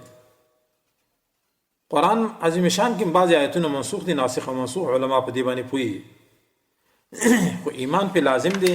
البته احکام به منسوخ، خو د ایمان په کتابونو د الله باندې دا خبره یاد ساتي چې دې باندې اجمالی ایمان پکار دی. کوم ځای کې چې الله اجمالی ذکر کړی، تفصیلی ایمان په هغه ځای کې پکار دی چې الله تفصیلی ذکر کړی. لکه الله سبحانه وتعالی تورات نازل کړی په موسی علیه السلام باندې، انجیل په عیسی علیه السلام باندې، زبور په داود علیه السلام باندې، واتینا داود زبور. قرآن په محمد صلی الله علیه وسلم باندې نازل کړی، صحف په ابراهیم او موسی علیه السلام باندې هم نازل کړي. والکتاب الذي نزل على رسوله والکتاب الذي انزل من قبل قولوا آمنا بالله وما انزل الينا وما اوتي النبيون من ربهم لا نفرق بين احد منهم. نو موږ هغه خبره کوو چې کوم الله موږ ته امر کړی په هغې باندې ایمان موږ راوړی. هر کتاب چې الله کوم نبي ته نازل کړی موږ په دې ټولو باندې ایمان دی. قرآن او سنت بارک الله څه وما اتاکم رسول فخذوا ما نهاکم عنه فانتهوا، په دې باندې ایمان لازم دی. والراسخون في العلم يقولون آمنا به كل من عند ربنا. مضبوط خلق په علم کې سوی موږ ایمان راوړی په دې باندې دا ټول د طرفه د الله دی چې زموږ رب دی. نو ایمان کې لازم دا دی چې د هغې د امر تابعداري وکړي، د هغې اوامر به منې د دغه کتابونو چې کوم اوامر دي، او اجتناب د نواهی نه به کوي چې دا غوي د چی نه منې کړي هغه نه کو چې کوم شی باندې امر کړي هغه وکړو نو دي ته ایمان بالکتب دا نه چې په کتاب ایمان راوړی نه حلال حلال ګڼم نه حرام حرام ګڼم نه دا غي په مثالونو باندې ومنګ عبرت حاصلو دا غي په قصو باندې ومنګ هم دا غي نه فایده اخلو او هغه ته وغوږدو او هغه په خپل عمل کې عملي کو محکم باندې به عمل کو تسلیم به د متشابهات کو هغه ته بعد متشابه آیاتونو ته غاړه دوم تسلیمي کو بوته حدود به منو تلاوت به شپه ورس کو تحریف د غالینو نه به ساتو چې کوم څوک په تحریف کوي معنوي یا لفظي دا غي نه به ساتو کنه او د دې کتاب خیر خوای بکو ظاهرا او باطنا په ټولو معنی سره دا امنت بالله ملائکته و کتبه څلورم نمبر کې ایمان پر رسولانو باندې هر هغه چاته چې وحی کې دی شي او امر په تبلیغ سره دي ته وی رسول هغه چاته چې وحی کې او امر په تبلیغ ته نه شي نو ته نبی وي دي ته رسول نه وي نو هر رسول نبی دی او هر نبی به رسول نه دی دا ټول هادي دي هادیان دي مطلب کې هدایت والا دي دي ته هدایت او دعوت او دلالت او ارشاد وي مطلب دا دی چې دا ټول دعوت کوي هدایت طرف ته انما انت منذر ولكل قوم هاد پیغمبر ته الله فرمای انك لتهدي الى صراط مستقيم یقینا ته هدایت کې سملارت هر چې هدایت توفیق او تثبیت معنا دی نو دا د الله په لاس کې دی هغه مقلب القلوب دی مصرف الامور دی نه ملائکه او نه رسول ته د حق حاصل دی چې هغه توفیق د هدایت چاته ورکی د دې وجنه د نبی صلی الله علیه وسلم نه الله دا نه فکری سورته بقره کې الله فرمایي ليس عليك هداهم نشتره پتا باندې د هدایت د دا معنی چې توفیق د هدایت نشي کولی ولكن الله يهدي من يشاء لیکن الله هدایت کې اچا چوي دې ته ایمان به رسول انك لا تهدي من احببت ولكن الله يهدي من يشاء وهو اعلم بالمهتدين ته هدایت نشي کولی اچا ته چې خوخه لیکن الله هغه چاته هدایت کې چې وغواړي الله عالم دی په مهتدین باندې ایمان پر رسولانو باندې هغه متلازم دی په ټول انبیاء باندې او په ټول رسولانو باندې که په یو د کفر وکوي که په ټول د کفر وک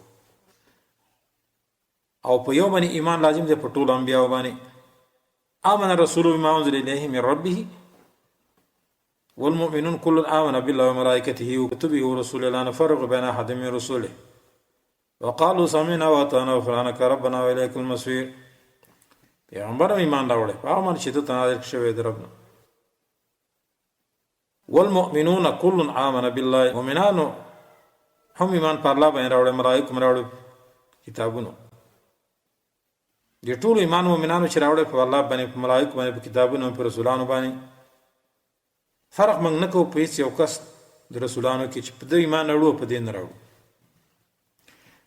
د دې وجنه ایمان بالرسول معنا دا ده چې دا سره د زړه تصدیق نه دا وی چې الله هر پیغمبر چې را لګره د پیغام امت ته نو هغه دعوت کړي عبادت د الله ته او دې باندې چې تاسو د طاغوت نه ځان وساتئ کفر معبود من دون الله ته دعوت کړي دوی ټول صادقینو راشدینو هدایت والو او دارنګه هدات او مهتدینو دلایل ظاهره او باهره سره به خلق دعوت کول قران او سنت او دوی ټول هغه څه چې ته الله خودل هغه ټول خپل امتونو ته ویل دي هیڅ شی نه پټ کړی نه حرف او نه متغیر کړی او نه د ځانه په دې دین کې چې شی زیات کړی دی او نه کم کړی دی فهل على الرسول للبلاغ المبين او دوی ټول په حق باندې په هدایت باندې ابراهيم عليه السلام ته الله خلیل ویل نبی علیہ الصلوۃ والسلام خلیل نه ویل موسی علیہ السلام سره خبرې کړې وي ادریس علیہ السلام لوی مکان ته اوچت کړو عیسی علیہ السلام د الله بنده او رسول له او د کون په کلمه باندې پیدا شوه الله فضیلت بعضو پیغمبرانو له بعض باندې ور کړو په درجاتو کې ولیکن په اصل دعوت کې دا ټول انبیا یو چې توحید الله عزوجل دي ټولو کې د انبیا او دین یو وګوره اچ فروض شرایع دي چې شریعتونه مختلفو موسی علیہ السلام ځان ته شریعت د رسول الله ځان ته شریعت د عیسی علیہ السلام ځان ته وغیرہ وغیرہ حرام او حلالو کې هغه کې به اختلاف براتلو لیکن په توحید کې به دوی ټول یو شانو. الله سبحانه وتعالی په قرآن عظیم شان کې چې کوم انبیا ذکر کړي دی هغه دا دي: آدم علیه السلام دی، نوح علیه السلام، ادریس علیه السلام، هود، صالح، ابراهیم، اسماعیل، اسحاق، یعقوب، یوسف، لوط، شعیب، یونس، موسی و هارون، الیاس، زکریا و یحیی و الیسع، ذوالکفل، داود و سلیمان و ایوب علیهم السلام، عیسی و محمد صلی الله علیه وسلم. د دې ټولو تذکره الله قرآن عظیم شان کې کړې ده، اجمالی، بعض ځای کې تفصیلی. ورسول قد قصصناهم عليك من قبل ورسول لم نقصصهم عليك وكلم الله موسی تکلیما. بعض پیغمبران دا دي چې موږ تاسو دا غي قصه کړل پیغمبر دین وړاندې، او بعض موږ نه دي کړی پتا باندې. معلومیږي دا چې ډېر انبیا نبی صلی الله علیه وسلم ته هم معلوم نو چې دا شته او کنه شته، بس بعض نه ته خو دا بعض نه دي خو دي. د دې آیت نه معلومه شو چې دا خلک مشهور د مولیان هم دا خبره کوي چې ټول پیغمبران یو لک څلور زره زیات کم دي. دا حدیث کمزور دی. د دې آیات په بنا باندې ځکه قد قصصنا عليك من قول رسول الله نقصصهم عليك، بعضی ته معلوم دي بعضی نه دي. ولقد ارسلنا رسولا من قولك منهم من قصصنا عليك، سورة غافر کې الله فرمایي. نو موږ په دې ټول باندې تفصیلی ایمان په هغه ځای کې چې تفصیلی الله بیان کړی او اجمالی د په هغه ځای کې چې اجمالی بیان کړی. اول نوح علیه السلام دی، یعنی اول د رسولانو بلا شک. نوح ابن لامک ابن متوشلخ ابن اخنوخ ابن یرد ابن محلائل ابن قاین ابن انوش ابن شیس ابن آدم علیه السلام. د دې معنی دا چې نوح اول رسول دی او نبی دی، وروسته د اختلاف نو ځکه جګړه چې شروع شوه د نوح علیه السلام سره اول شروع شوه. بعض سورتونو کې الله سبحانه وتعالی تذکرہ کړل: ان اوحینا الیک ما اوحینا الی نوح النبیین من بعدی. یقینا موږ ته توحید کړل لکه څنګه چې وحی موږ نوح علیه السلام او نور انبیاء ته دا ورسته کړ. ځکه امت اول امت چې اختلاف پیدا کو او دین کې بدلواله پیدا کو، دروغ یو تر کذبت قبل قوم نوح والاحزاب من بعدهم. تکذیب کړو د دین مخکې قوم نوح علیه السلام او ډلو دین رسته. آدم علیه السلام د دین مخکې نبی او رسول، لیکن په هغه وخت کې خلک یو ډله په دین باندې، او به دا غي نه رسول دا غزوی شیس علیه السلام. لکه ابن عباس رضی الله عنه فرمای، ابن مسعود ابي ابن كعب وقتاده ومجاهد ټول چې کان الناس امه واحده، امت یو ډله. دا د آدم علیه السلام په وخت کې و. ځکه د نوح او د آدم علیه السلام په منځ کې لس قرون تیر شو، یعنی زر کاله، قرن چې سل کاله واخلي، كلهم على شريعه من الحق، دا ټول په یو شریعت باندې چې دین د توحید. فبعث الله نبینا مبشرا ومنذرین. نو الله به رسول انبیاء راولېږل. نو د نوح علیه السلام وروسته جګړه شروع شو، اختلاف د امتونو سره د انبیاء. په دې کې به 15 اولو العزم انبیاء دي. سورۃ احزاب او سورۃ شورا کې ذکر شوی. اولو العزم معنا دا چې دوی ډیر تکالیف په تیر شوی دي، صبر یې کړی.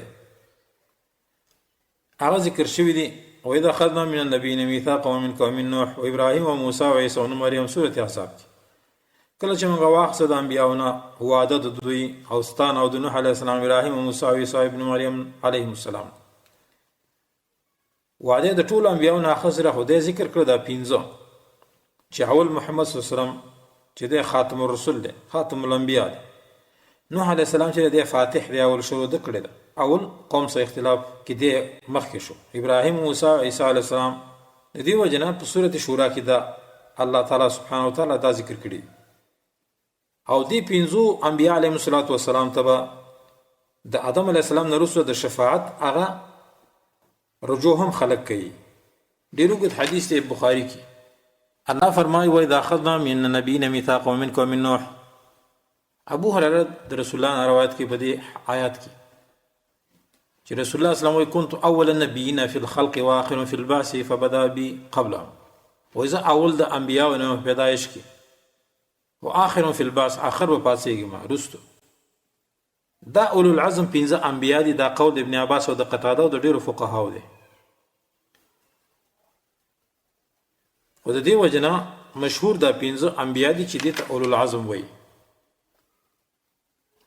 نو دا د انبیاء علیهم السلام باندې د ایمان په باره کې درس: آمنت بالله و ملائکته و کتبه و رسوله، پر رسولانو باندې ایمان هم لازم او فرض دی. بل ایمان په معاد باندې او په قیام الساعت باندې لکه آمنت بالله ملائکته و کتبه و رسله واليوم الاخر دي ته وایي ورځ د آخرت باندې ایمان راوړل. الله فرمایي والذین یؤمنون بما انزل الیکم وما انزل من قبل وبالآخرة هم یوقنون. په آخرت باندې دوی یقین لري.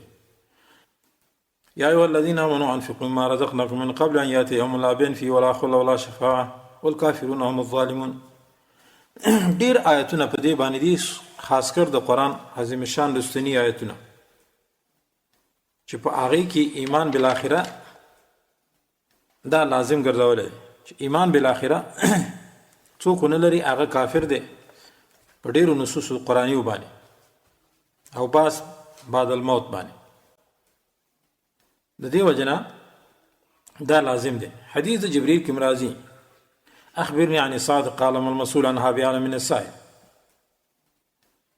رسول الله صلی الله علیه وسلم ورته وایي چې مسؤول زید سائل نه پوی نه دی، څوک چې ته سوال کوي یعنې ته ښه پوهېږې. د دې وجه نه ایمان بعض بعد الموت باندې او دارنګې په آخرت باندې دا لازم دی.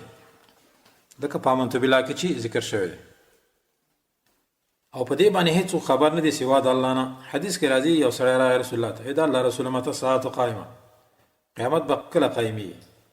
رسول الله ورته وایي تا له څه تیار کړي دي؟ هغه ورته وایي ما اعددت لها الا اني احب الله ورسوله. صرف الله او رسول سره مینه ده. رسول الله ورته وایي ته به دغه چا سره پاڅېږي چې چا سره دې مینه ده. بیا صحابه کرام وایي موږ ډېر خوشحاله شو په دې باندې. غرض مې په دې کې دا و چې ایمان بالآخره دا ډېر لازم دی چې په آخرت باندې به سړی ایمان لري. والیوم الاخر ایمان په اماراتو د ساعت د قیامت باندې هم لازم دی. دا مختصر خبرې د ایمان بالیوم الاخر. سبب ان شاء الله ایمان بالیوم الاخر هغه چې کوم ایمان بالموت هغه په هغه کې شامل دی، نو هغه به ویل کېږي چې هغه موزي دی بنده د پاره منازل د آخرت ته، چې آخرت ته ځي نو سړی مړ کېږي. نو په مرګ باندې ایمان دا به ان شاء الله سبا ووایو. الله دې وکړي چې موږ تاسې د مرګ لپاره تیاری ونیسو. هذا واخر دعوانا ان الحمد لله رب العالمين وصلى الله